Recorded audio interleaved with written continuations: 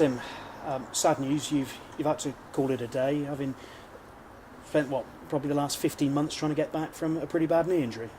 Yeah, it's been just over a year now. I think my last game was playing Harlequins down there in an A-League semi-final, and just the knee from then hasn't come right since. I've had a couple of operations to try and get it better, but yeah, it's still doing a lot of rehab on it to try and get it strong. But just unfortunately had to give up playing.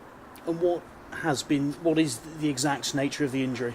So best way to describe it, it's a condyle defect of the bone, so it's basically just at the bottom of my femur. And a good way to describe it is if you drop an apple and you don't crack the apple but you bruise it, kind of that's what the bone went like.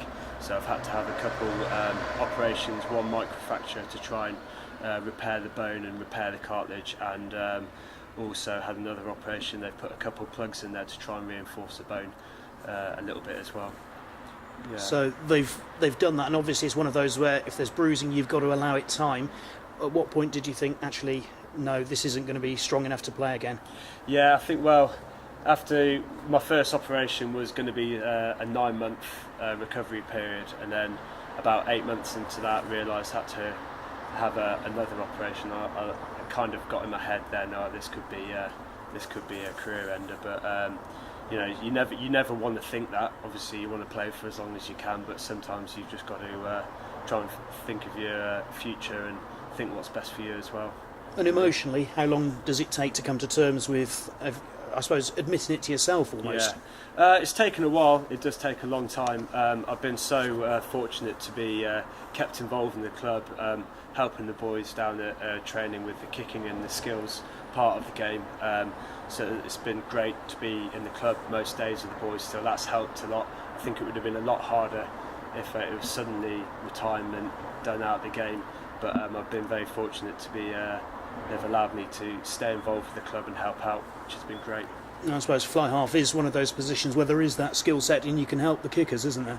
Yeah, definitely. Kicking it's a massive part of the game now, and games can be won and lost to them. So it's been great. Been helping with Freddie, Cookie, Billy Burns and Billy 12 with the goal kicking side of things, and then as a back unit been trying to help them with their kicking as a general game as well. So it's been great.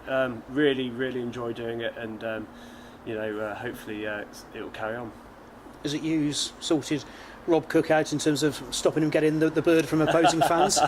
No, I think that was his own decision. I think he's just getting old. It was beginning to hurt his back going all the way down there. So he's kicking a lot more consistent now, and he's got a good level ahead of him. Yeah. And Gloucester's kicking percentages haven't been great this season. I mean, has there actually been more call for your help and your advice that you're able to pass on? It's always tough kicking, especially in front of a packed, King's Home crowd, and it's just trying to get that consistency with the boys really. And they're all good enough. They're all pro players. They've all done it long enough, and I'm just hoping I can every now and again put across a little point. If I video them, I can see maybe them trying to do something a bit better. So just try and help them as much as I can, really. And as well as the kicking coaching, you've also set up your own personal trainer business. I mean, has that just sort of been born out of the rehab work that you've had to do? Yeah, I mean, I've always been interested in that side of the game ever since I started playing rugby. I've loved the S&C strength and conditioning side of it, and it is such a big part of it, and I've really enjoyed it whilst I've been playing. And so I've did a few qualifications whilst I was playing, and now I've been able to set up my own business and working with strength and conditioning and doing kicking and skills work outside of rugby as well, which is really good because I enjoy it, and hopefully I can pass along some knowledge that I've learned over the years.